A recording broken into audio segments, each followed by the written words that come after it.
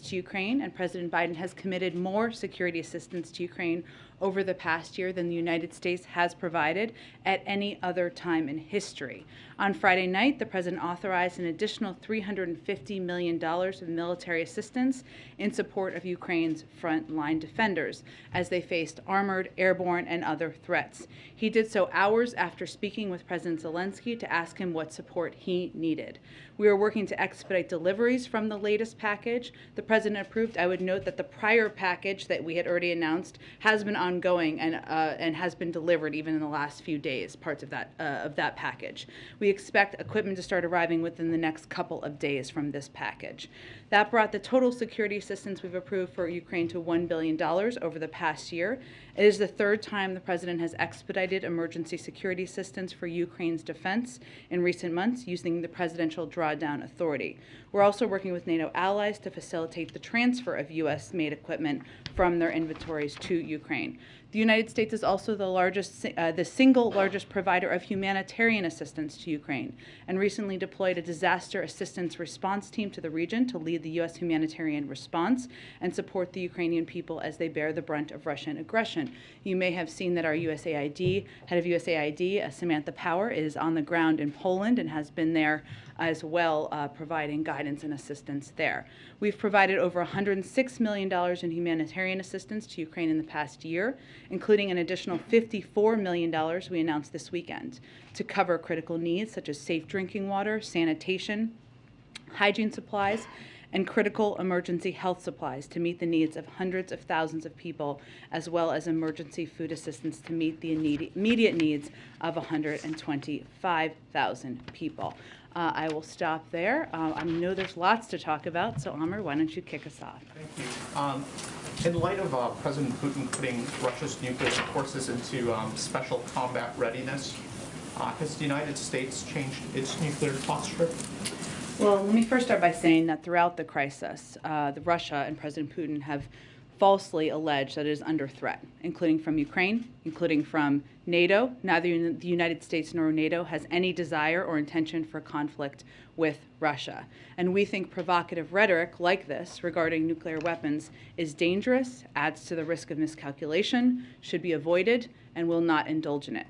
We are assessing President Putin's directive, and at this time we see no reason to change our own alert levels. But it's also important to remember that even over the course of the last several months and years, when we have had significant disagreements with Russia over a range of issues, Russia and the United States have long agreed that nuclear use would have devastating consequences, and have stated many times, including earlier this year, that a nuclear war cannot be won and must never be fought. So we have not had seen reason to change our alert levels, and we are see obvious significant danger in escalatory rhetoric. Can I ask, there's been a great deal of movement of unity, and it comes after no shortage of angst about the Western alliance, I think, in recent years, particularly going back to the last administration. Is the president going to use this moment, though, to push NATO members to get on track with that 2% of GDP on defense spending? Well, President Putin has been one of the greatest unifiers of NATO in modern history. So I guess that is one thing we can thank him for. But I would just look at, Amr, some of the announcements that have been made even over the last couple of days. One, the president has always been an advocate and a supporter of countries abiding by the 2% component. He was a supporter of that back when he was vice president, where, for history's sake, there was a great deal of progress made before the last president even took office and talked about it. But as we look even over the course of the past weekend, not only did you see a NATO alliance that was incredibly unified and agreement among Europeans that there needed to be additional assistance provided in the form of security assistance to Ukraine, but you saw a number of countries take steps that they had not taken in recent history. Germany has historically not sent weapons to conflict zones. This weekend they changed course. Sweden also has not sent arms to countries in active conflict. That changed this weekend. Finland also changed course. Not all NATO members, of course, but the point is what you're looking at here is a unified Europe, a unified West, a unified NATO who are standing up to the aggression and the invasion led by President Putin. If If I could just quickly follow up on that, we've also seen some signs and responses beyond sanctions to isolate Russia. I think FIFA and, I'm sorry, I'm not a soccer fan, I think it's FIFA, how you pronounce it, and the IOC have taken action to put pressure. Can that type of pressure, is it sustainable in the long term, given the economic pressures, the longer this crisis goes on? Can you maintain that sort of unity and those sort of collective actions, can they continue beyond this early moment? Well, and you're referring to the IOC as in the International Olympic Committee, yeah. And I don't know if it's FIFA or FIFA. FIFA. Okay. I tried to be soft there. Okay. FIFA. Look, I think, Almer, obviously the preference of everybody is for President Putin to take de-escalatory steps. That is everybody's preference. But as it relates to unity among international organizations, among the West, among countries, among many leaders in the United States even, I think what we've seen over the last few days is a commitment to remain united and to send a strong message to President Putin that these actions, this rhetoric is unacceptable and the world is building a wall against it. Go ahead. I think the Crown Prince of Saudi Arabia had a call with Emmanuel Macron yesterday where he's reiterated the commitment for OPEC Plus's production agreement. Has there been an explicit U.S. request to Saudi or to members of OPEC Plus to increase production given what's happening right now? Well, without getting into specific details from here, just because it wouldn't be constructive to our overarching objectives, we have been in touch. I think you may remember that Brett McGurk and Amos Hochstein made a trip to the region just a few weeks ago to have conversations with the Saudis and others about a range of topics, including the conflict in Yemen, but also to have a conversation about the need to address any impact on the global markets, global oil markets that we expect at the time could happen and could continue to happen as a result of President Putin's invasion. Was any request made for a specific production increase? Again, there has been an ongoing discussion about steps that we can all take as a global community to address any volatility in the market. And then given, I think, the speed and scale of the ramp up on the sanction side of things over the course of the last 72 hours, does the U.S., European allies haven't like a threshold for which they view if you cross this, it would be viewed as an act of war by President Putin? As in, how do you calibrate your actions in terms of response and what may be coming back? Well, he's already in a war, committed an act of war, invaded a sovereign country. For NATO countries or EU? Oh, you mean for NATO countries to act further in terms of further military steps or further sanctions? If you game out, as you game out, what a response would be, given the scale of the sanctions package that was unveiled. Is there a line that if we do this sanction or if we go this far, then that would for sure draw a response directly towards the U.S. or towards the EU from Russia? Well, if you look at the significance of the steps we've taken to date, including the announcements over the weekend about cutting off major financial banks in Russia from the SWIFT banking system, we have continued to escalate and build in close coordination and alignment with the Europeans. Unity is a top principle for President Biden as we take steps forward. That doesn't happen on its own. It doesn't happen by accident. It happens as a result of a lot of conversations, diplomacy, and hours by the president and others on his national security team behind the scenes. But the other piece, just to get to the core of your question, that we very much weigh is maximizing the impact on President Putin, the Russian elite, the economy, while minimizing it on the global markets and the American people. So as we look at steps to take, I mean, even if you look at the impact on the energy sector, you know, we have taken steps. We have not taken some steps on energy sanctions, in part because we weigh that. It doesn't mean they're off the table. They remain on the table. But Europeans, for example, are very concerned about further price spikes on gas in particular. Their prices have gone up 335% over the last Yes, over the last year, and 26% over the last 5 days. So sanctioning energy would affect Russia's income stream. Certainly that would be a reason to do it, but it would also have extreme consequences on the world energy markets, particularly for our allies in Europe. So I use that as an example because we have to weigh all of the factors as we weigh whether to take additional steps. We have additional steps we could take, but we consider all of those factors as we make determinations. And then last one, just real quick, is the Biden administration considering following what the EU and Canada did and barring Russian flights from the U.S. at any point? I don't have anything to update you on that front at this point in time. There are obviously a range of options that remain on the table. So it's not off the table, but I don't have anything to announce and no decision made. Jen, you spoke about a little bit about the sanctions that were announced over the weekend on Russia's central bank. How long does the U.S. Anticipate keeping them in place? I mean, is there sort of a time frame there? Perhaps you spoke about Russia considering de-escalatory tactics, or maybe announcing a ceasefire, or is there sort of a broad time frame that the U.S. is thinking about? Well, let's hope that's the discussion we're having. Obviously, right now, President Putin is continuing to take escalatory steps. So we're not at that point of having that discussion. We hope that's one that we will be a part of. Okay, so for the time being, there is sort of no discussion on perhaps putting an end to the sanctions that have been put in place. Well, I mean, President Putin and the Russian military is moving toward the capital of Ukraine. And there are hundreds of thousands of refugees leaving the country because he has invaded a sovereign country. So, no, I would not say we're talking about reducing sanctions at this point in time. And sorry, one quick question on President Zelensky saying he wants to be a member of the European Union. We did see some comments come in from the EU over the weekend saying they are a part of us. However, this morning there were some conflicting comments again from the EU saying, there are sort of discussions among EU members about, whether such a decision can be made. What is the U.S. Position on Ukraine joining the EU? It's up to the European Union. We're not a member of the European Union, as you know. If they did consider taking Ukraine in, would you support that? It's up to the European Union to make that decision. There's a process, and of course we support the aspirations of any country to join any organization and the decision of that organization to make a decision.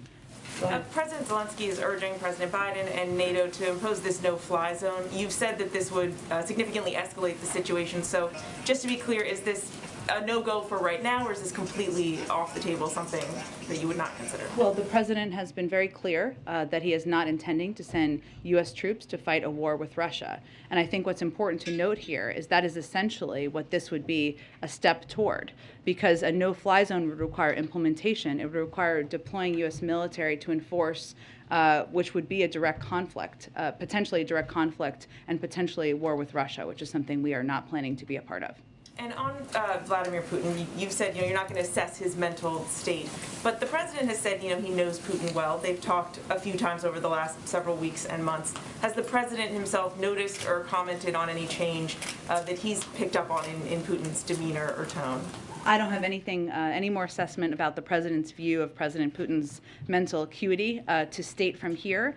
There's no question outside of that, we'll leave that to others, that what we've seen from President Putin, whether it is escalatory rhetoric as it relates to nuclear capabilities and nuclear intentions, something that is in direct conflict with something President Putin himself and the Russians committed to, had an alternate, committed to something else just a year ago, or whether it is the speech he gave last week, where he questioned the sovereignty of the country of Ukraine at all, or the actions he's taking right now.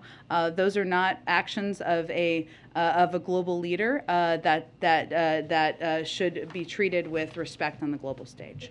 Given the behavior that you have seen, some of the things that you just noted, and the very severe consequences that he is now facing, these severe sanctions, is there any concern that instead of retreating, that Putin will feel so squeezed and so pressured that he will lash out even more, intensify his attacks, that any of this could backfire, essentially? Well, I think that it is our responsibility, the United States, President Biden, as a leader in the world, to rally the world in making clear how unacceptable his behavior is and to put in place severe consequences. Now, what he is feeling on the ground, there are protests. There have been oligarchs in his own cozy circle who have been outspoken. And obviously, the pinch is being felt significantly in the Russian economy. Even if you just look at the fact that the market was closed today, the ruble has been plummeting. So those are the ways that he is feeling this. He has a decision he can make to de-escalate, and certainly we would welcome that decision. Go ahead. Thanks, Jen. Does the White House believe it is possible to say whether Ukraine or Russia are winning this war right now?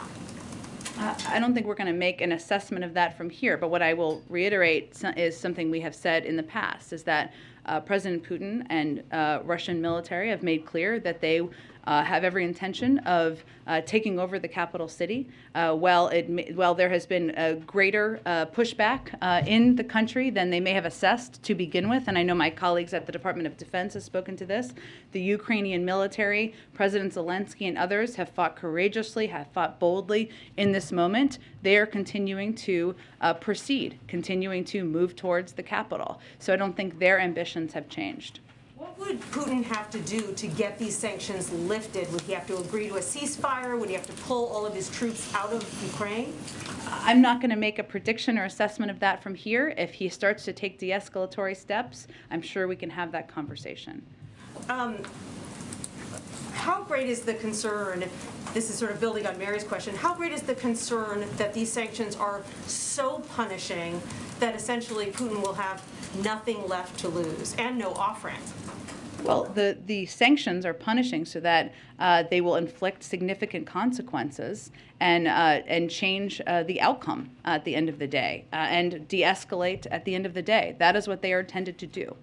And then you were talking about a no-fly zone over Ukraine, but I know officials have been discussing the possibility of imposing a no-fly zone for Russia over the U.S. Where do those talks stand right now, and what are the pros and cons to doing something like that? Well, no option is off the table. I don't have anything to preview for you in terms of a decision or anything along those lines. I would note that there are a lot of flights that go over that U.S. airlines fly over Russia to go to Asia and other parts of the world, and we factor in a range of factors. And then finally, what's the U.S. doing to reduce the possibility of nuclear war? Well, I think, one, we are not escalating our own rhetoric. Two, we are certainly assessing what President Putin's comments mean. But as I noted a little bit earlier, we have not changed our own posture. What we are trying to do is reduce the tension, take the tenor of the rhetoric down, and make clear that we have seen this pattern in the past, which is posing threats or suggesting through misinformation of sorts that there are threats posed to President Putin in Russia that don't exist. Thanks, Jen. There are reports of illegal cluster bombs and vacuum bombs being used by the Russians. If that's true, what is the next step of this administration, and is there a red line for how much violence will be tolerated against civilians in this manner that's illegal and potentially a war crime? It would be. I don't have any confirmation of that. We have seen the reports. If that were true, it would potentially be a war crime. Obviously, there are a range of international fora that would assess that. So certainly we would look to that to be a part of that conversation. And then the new aid that you just laid out at the beginning here, the Post reported over the weekend that this aid will not include Stingers, that it would likely come in a future batch of aid. What is the reason for that? I'm not going to get into specifics of what is in the military package. It is a combination of ground and airborne defense capabilities, and obviously we have provided those in the past, but I'm not going to have more details to outline for you from here. You mentioned that this next batch is going to be coming in the next few days. Why so long? I mean, days doesn't sound like a long time to us, but... The package that we had already announced continues to be delivered. So we have expedited the plans for delivery of this new package. And then on the nuclear rhetoric we've been hearing from Putin, does this influence at all the upcoming nuclear policy review? In terms of how our relationship with, look, I would think it's a good question, Jackie, but I would say what's important for people to note, and this is why I noted it a little bit earlier, is that even at moments where we had huge tension with President Putin and Russia around the 2016 election, around invasion of Georgia, around their prior invasion of Ukraine, it was agreed that escalatory rhetoric around nuclear ambitions was dangerous. And that was something we committed to with Russia not to pursue. So, I think for right now, we're going to remind the global community of those commitments. And on that same note, does this administration trust Russia to be an honest broker in the talks with Iran right now? Well, I think it's not about trust in any of these negotiations or discussions. It's about verifying and then trusting later, including with the Iranians. But the Russians have been in the past a part of the P5+1 negotiations. They're a part of it now. I would just convey that it is in everyone's interest to have an understanding and visibility into Iran's capacity to acquire a nuclear weapon. There's no question about that. So at this point, we're just continuing to hope to make progress on that agreement. And then after all of this, what is the stance of the U.S. in buying Russian gas at this point? At this point, are we ready to pledge not to buy any more Russian gas? Well, as you know, it's really. Let me give you actually kind of an update on this because I think there's been a little confusion. One moment.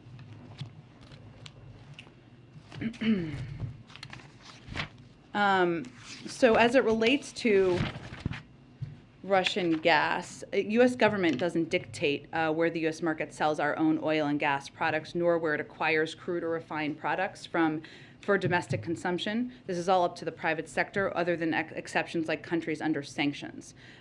So the U.S. refiners currently importing Russian products are largely legacy refinery operations tooled in Hawaii and Alaska for certain supplies because of geography, and imports to the Gulf, both of certain refined products and of crude, as refiners in the Gulf mix crude supplies to meet the needs of their particular refinery designs. There have been companies, obviously private sector companies, who have made decisions and announcements, and we certainly applaud that. So, can you just explain, though, what you laid out at the beginning? Because I'm a little bit unclear. You just in layman's terms, we are not going to be making any policy from the U.S. government that would prohibit the sale or the purchase of Russian gas, then, because it's not something that we already do? We haven't ruled out that, but I think what I wanted to convey is what is accurate about what happens now and how it currently works. Go ahead. Jen, thank you. Staying on that topic for a moment of oil and gas, you have said nothing is off the table when it comes to releasing more reserves, more barrels from the Strategic Petroleum Reserve.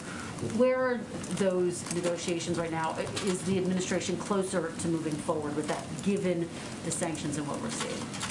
I don't have anything to preview for you on that front. It remains an option on the table, and obviously it would help meet any supply issues in the marketplace. There are conversations that we've been having with global partners, and obviously we have our own Strategic Petroleum Reserve stockpile to tap into. Can you characterize if you're closer to making a decision on that front, though, given what we are seeing and obviously the global impact of these very harsh sanctions? It has remained on the table. I just don't have anything to predict for you at this point in time. Okay. Just a short time ago, the president was asked by our colleague here if Americans should be concerned about a nuclear threat. He said very firmly no.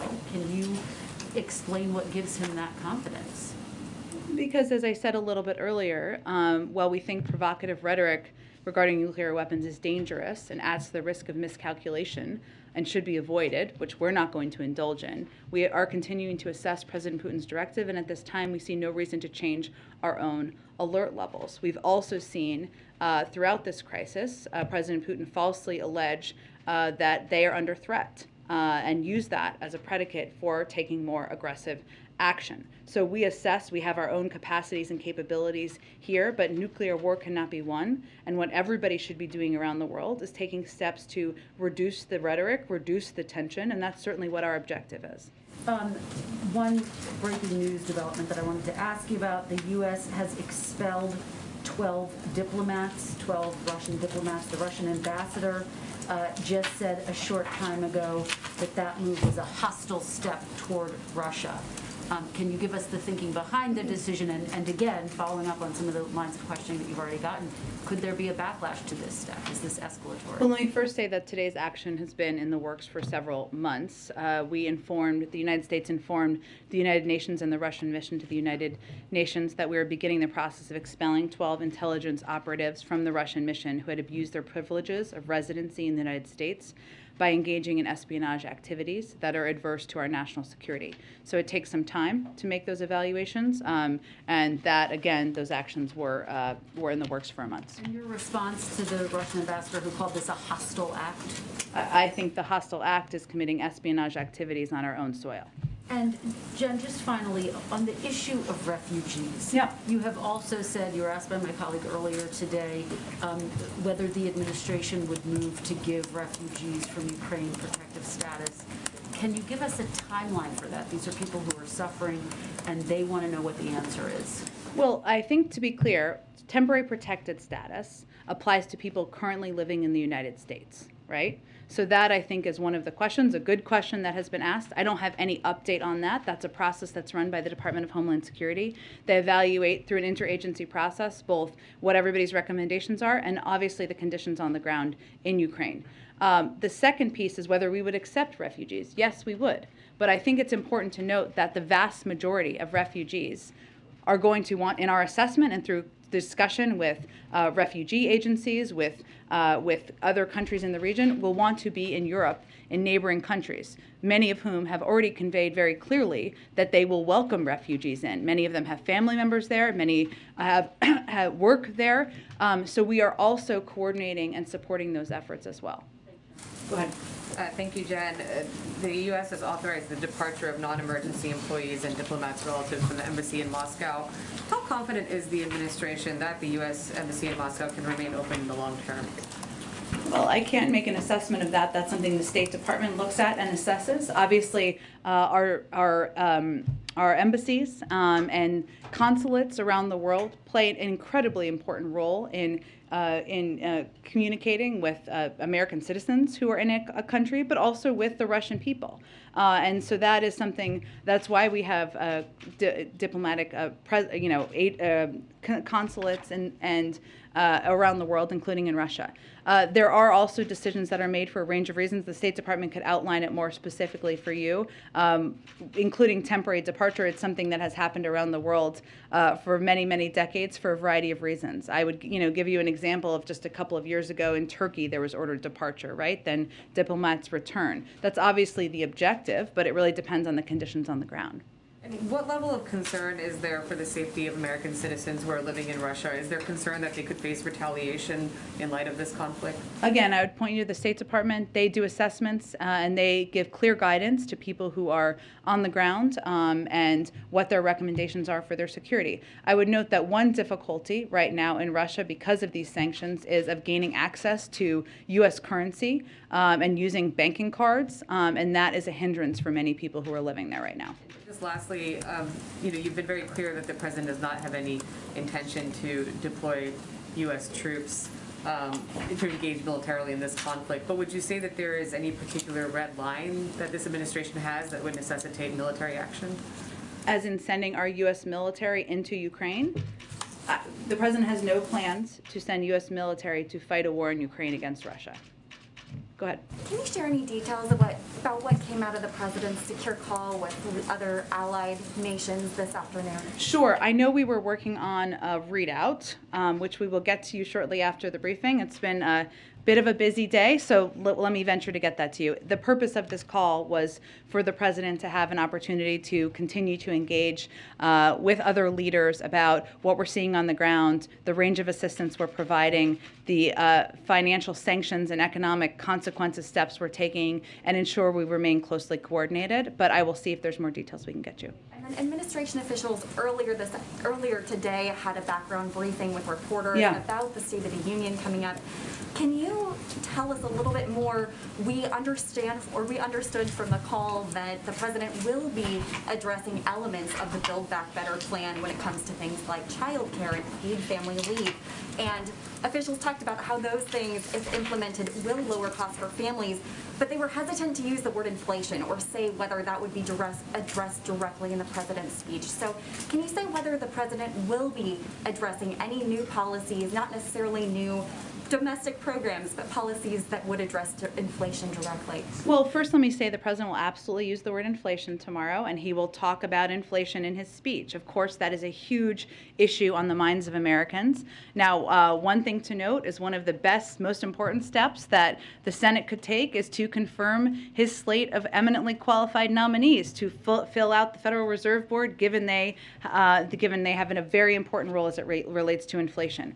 But I think what you will hear the president talk about, and I think this is what they were talking about on this call, is how we're going to address costs for the American people and lower costs. And we talk a lot about inflation in here. Economists talk about inflation. The Federal Reserve talks about inflation. Hugely important. How people experience it is what it means for their pocketbooks, for their budgets, for their bank accounts, and how they're paying for things. And that's why a lot of what you're going to hear about tomorrow as he talks about it is how he's going to reduce costs. Now, the Build Back, parts of his agenda that he has talked about significantly a lot over the course of the last several months, lowering costs for child care, lowering costs for elder care, lowering costs for prescription drugs, those are not done yet. So he will reiterate his call for Congress to move forward on those. But I would also note that in the speech, he's going to make clear that one of the best ways to lower costs over the long run is to increase the productive capacity of our economy, to make more things in America with more American workers contributing and earning a good living. He's going to describe the emerging manufacturing comeback with American companies betting on America again because of the administration's commitment to domestic industrial revitalization and technological development. He will also explain that we can also lower costs by promoting fair competition in the U.S. economy, and there are new steps to lower, and he will talk about steps to lower consumer prices and level the playing field for American businesses and ocean shipping, and new steps to protect seniors and other nursing home residents by cracking down on unsafe nursing homes. And he's also going to talk about, reflect on one of the strongest labor market recoveries in American history, and make clear that it's important to continue to take steps to eliminate barriers to good-paying jobs for workers across America. So I would expect that you will hear a lot, the American people will hear a lot about how he's going to lower their costs, how he's going to continue to build a strong economy over the long term. Follow up on what you were saying about addressing lowering costs for families. The president has been encouraging Congress to pass at least elements or his entire Build Back Better agenda for months. Congress has been negotiating for months. What gives the president any confidence that this time around things would be more likely to pass, given that we are just months out from midterm elections? Because there is strong support across the country for lowering costs for prescription drugs. It's incredibly popular. Who wants to pay more for prescription drugs? I don't know why that gets to be a Democratic idea, but we're happy to own that one. Or for lowering the cost of child care, for lowering the cost of elder care and health care. There's also strong support for those items and those priorities and those good ideas in the Senate among Senate Democrats. So he's going to keep pressing to get it done, and he thinks the American people want us to get it done. Go ahead. Thank you, Jen. Sure. First, just on Ukraine. Yeah. Over the past 72 hours or so, there have been a series of announcements that have come on aiding Ukraine or punishing Russia. But it has appeared that Europe has taken the lead on many of these announcements, and I can go through a few of them if you want. But the brunt of my question is, I know whether you can explain whether there's a deliberate strategy right now in this moment to have Europeans and European nations and European leaders being the ones out front on punishing Russia or supporting Ukraine. Well, I would say first that the SWIFT banking system is a European system. So in terms of the steps that would be taken, it would be only natural for those steps to be taken or announced by them. It is something we have clearly been long open to, but I just wanted to state that from the beginning. I would also say that The president in the United States has been leading this effort around the world and building this coalition, which includes many countries in Europe, but also many from other parts of the world, in standing up to President Putin and standing up to the aggression and the invasion of Ukraine. And so all of this coordinated action did not happen by accident. It wouldn't have happened without the president's efforts, the president's time he spent on diplomacy, the time of our national security team, the order of announcements, and how that has gone. I would not overread into that, because we would not be here had the president not been leading this effort around the world for months. I think you just saw, over the weekend in particular, this sort of onslaught of news and sort of changing posture in Europe, and the president was not present at all in the sort of, living rooms of the American people. We were seeing newscasts of these vacuum bombs and whatnot, but no sort of visual image of the president doing the kind of behind-the-scenes leadership that you just described. And I do wonder if that is on purpose or if that just happens to be the way the schedule worked. Well, the president was at a memorial service for a family member yesterday, and he was with the family on Saturday. And so that was his priority this weekend, or one of his priorities this weekend. He also, though, engaged in a meeting with his national security team, and I think you saw him quite visible last week and again today. Well, I guess you know about his call he had today, and you will continue to, in the days ahead, lead the world in not only building the coalition, but pushing for agreement and a coordinated effort to hold Russia accountable. So I would say this weekend he had some personal family reasons, an important one, memorial service for a family member, as to why he was not giving a speech yesterday, but he is somebody who has been leading this effort behind the scenes for months. And on that front, if you could just preview for a minute, the call earlier today was very focused on the president's economic agenda. But if you could talk a little bit about what the president may say and how he will frame this moment in sort of this international crisis, and the extent to which he sees this as a global audience, more so than it normally would be in a State of the Union. Sure. Well, first I would say that there's no question that this speech is a little different than it would have been just a few months ago. And there's always national security in every State of the Union speech, but every State of the Union speech also reflects a moment of time. And so the president will lay out the efforts he has led on to rally the world to stand up for democracy and against Russian aggression. He will talk about the steps we've taken to not only support the Ukrainian people with military and economic assistance, but also the steps he's taken to build a global coalition imposing crippling financial sanctions on President Putin, his inner circle, and the Russian economy. And he will talk about the steps he's taking to mitigate the impact of President Putin's invasion of Ukraine on the global economy and the American people. And certainly, I think people can expect to hear him, position that as the importance of the United States as a leader in the world, standing up for values, standing up for global norms, but also, the efforts that he has undertaken to mitigate how it will impact people here. I just have one other quick one. Again, based on the background briefing earlier today about the State of the Union, focused on the economy and various programs that the president wants Congress to push. Could you characterize what percentage of the programs that the president will talk about are just sort of repackaged parts of Build Back Better, like chunks that he wants to see the Congress pass, versus like brand new ideas that he's introducing for the first time tomorrow night? Well, here's what I will tell you, having been through a few State of the Unions in the past, and I know you have as well. They don't get longer, they get shorter. Nobody wants a 2 or 3 hour State of the Union. I don't think anyone in here does. So I just don't want to preview more at this point in time. You can certainly expect to hear him talk about some call on Congress to send bills to his desk that deliver progress on ideas that have historically been supported by Democrats and Republicans. Some of those are economic, and some of those are in other areas that could just impact and help communities across the country. And you will certainly hear him call, as you touched on, for a continued effort, a redoubling of the effort to move forward on steps that will reduce costs for the American people in these key areas of childcare, healthcare, prescription drugs. So stay tuned for tomorrow night, but we have a lot of hours between the speech, and I'm sure we'll have more previews between now and then. Thanks, Jen. Just staying on the State of the Union Yeah. topic, can you talk a little bit about what it would look like in terms of masking, or what you expect it could look like in terms of masking? Specifically, is the president, will he walk in, shake hands, will he be wearing a mask when he walks in? Well, he will certainly not be wearing a mask when he's speaking. I have not talked to him yet about whether he's going to wear a mask when he's walking down the aisle, but it has been announced, I think, that it's not required, and certainly he will abide by that, but I will see if there's more. We can report out to you on that later today. Was it important to the president that masks come off before the State of the Union? Is there a message that he hopes to send with that news?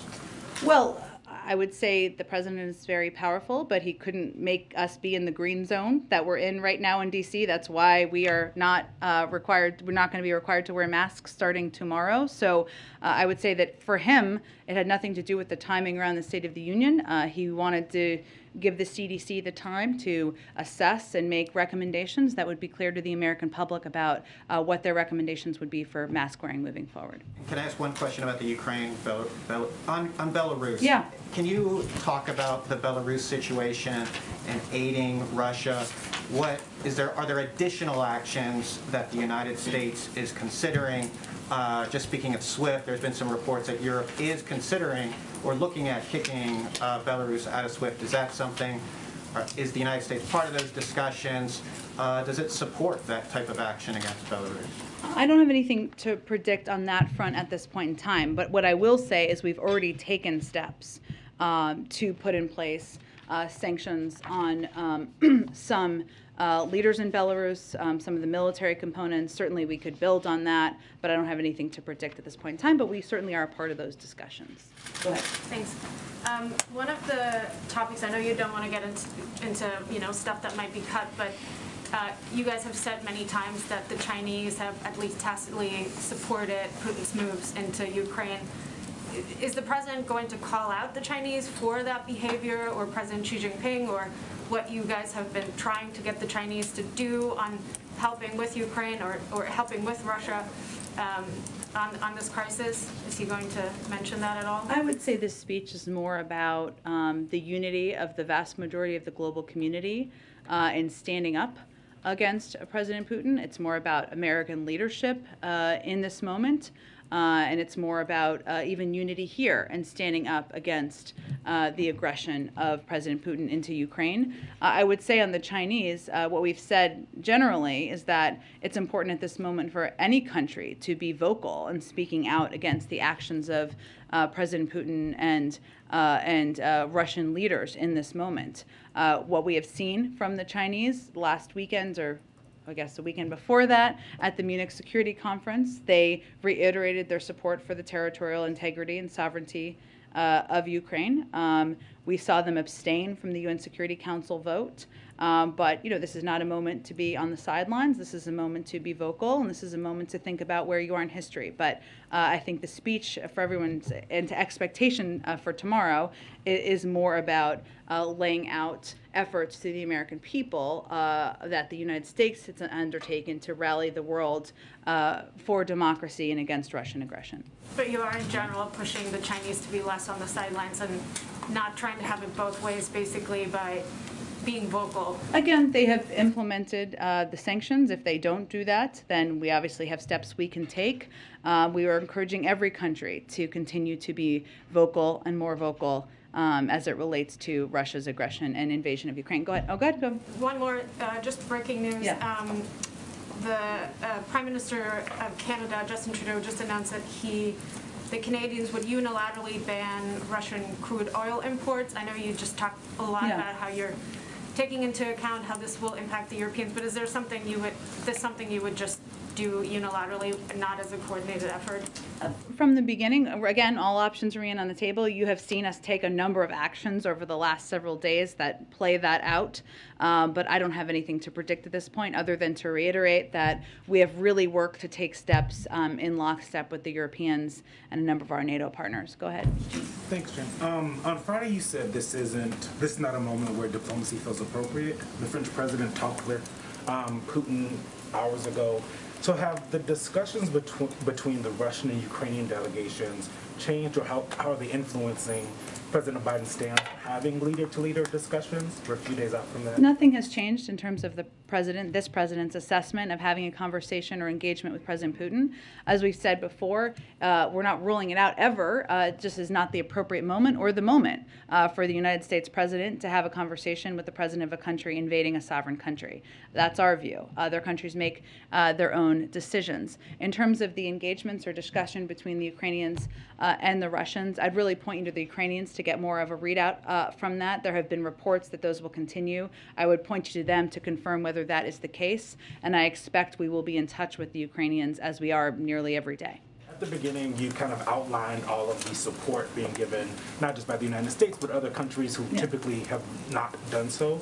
But I wonder if the administration has any concerns about how President Putin will use that as an excuse to escalate and possibly attack NATO allies, considering his warnings about the West getting involved in this crisis. Well, I think it's important to step back and remember who the aggressor is here.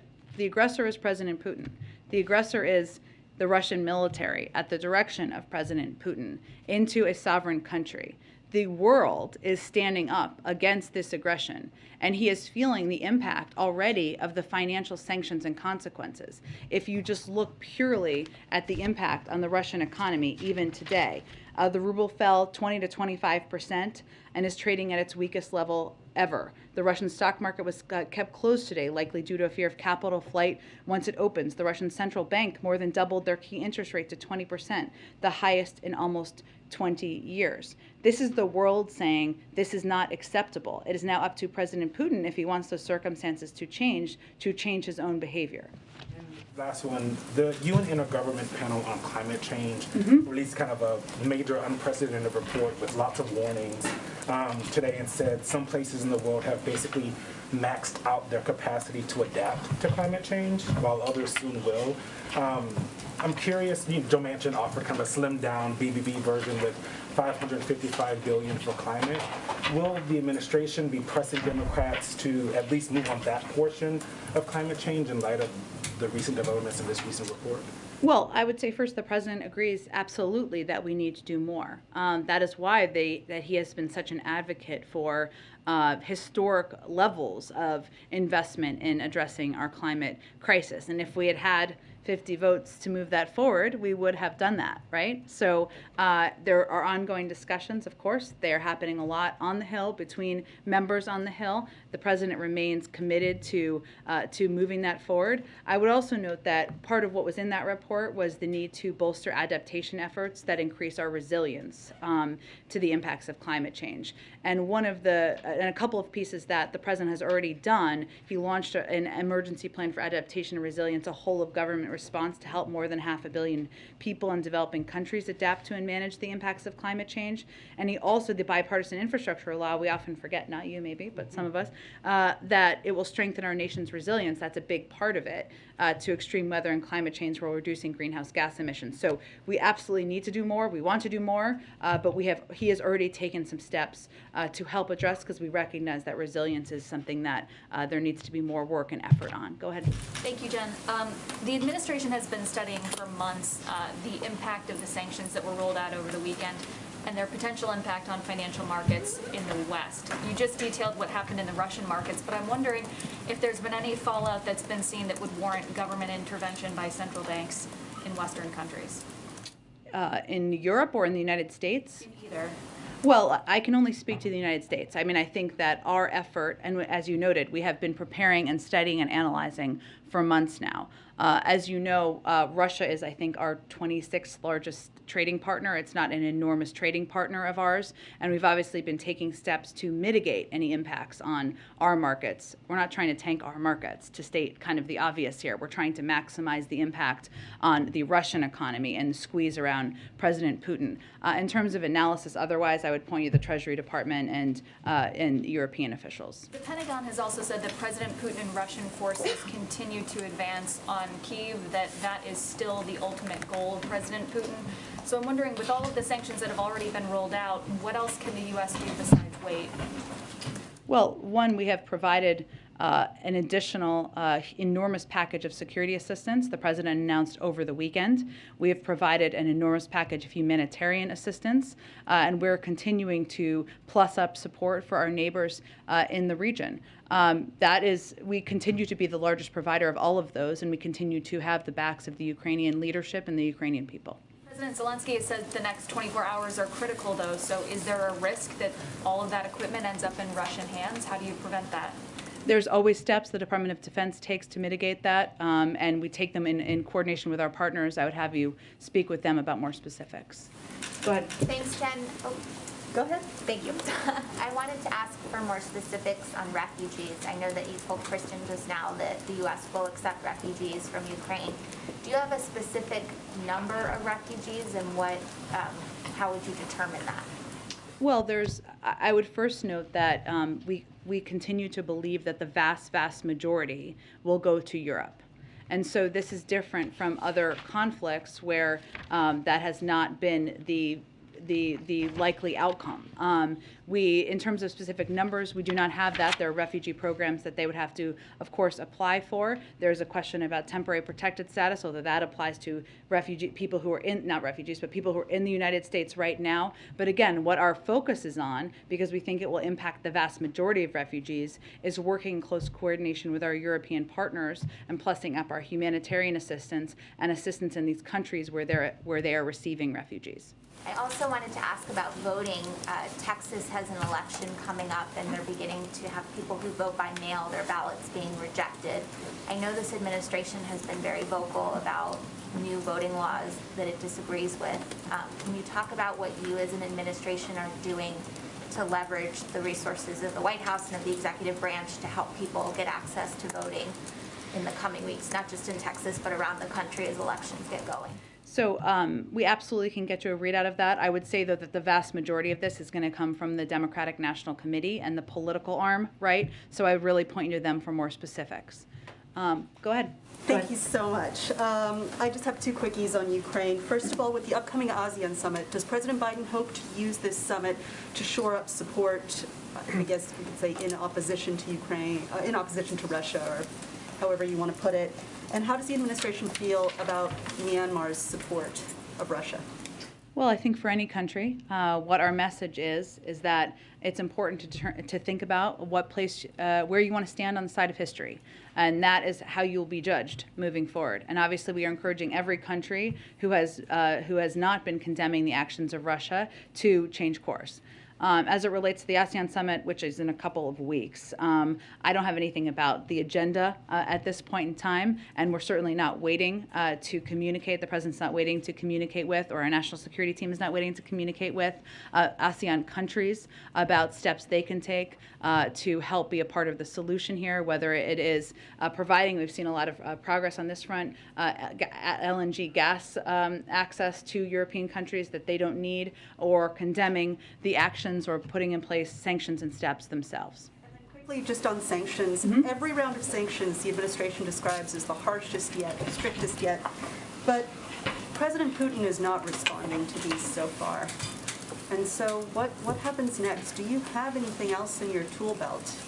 Because, I mean, these all seem very severe, and it boggles the mind as to what more you can do. So what else do you have? We always have more we can do. But I would say that what we're seeing in terms of the impact on the financial markets in Russia is significant. And I outlined some of the impacts, of course, on the ruble, on inflation, on central bank lending there in Russia. All of these steps squeeze not just President Putin, but squeeze the people around him and have a huge devastating impact on the economy. And they are more significant. We've built them more significant over time. And that's what they're intended to do, is to have those consequences that build over the course of time. Jen, thanks, everyone. Jen, do you have any